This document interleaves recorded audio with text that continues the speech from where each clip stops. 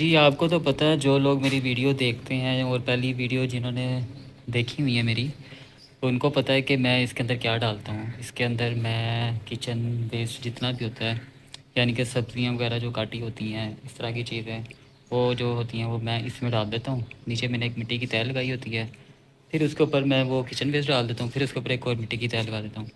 تو میں بڑا سرپرائز ہوا ہوں جب میں نے اس کو آج اوپن کیا ہے، تو میں نے کہا میں ویڈیو بناؤں، آپ لوگوں کو بھی دکھاؤں کہ اس کے اندر سے کیا نکلا ہے۔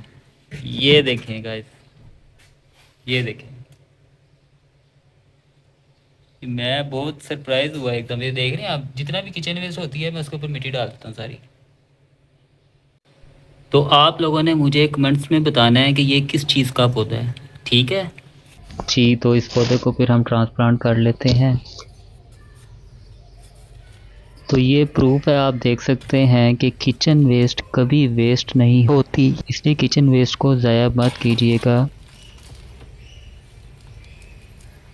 اس کی آپ کمپوسٹ بنائیں، اور جو مٹی آپ تیار کریں اس کے اندر آپ اس کو ایڈ کر لیا کریں، تو دیکھیں آپ کے بیج کی جرمینیشن کتنی اچھی ہو جائے گی۔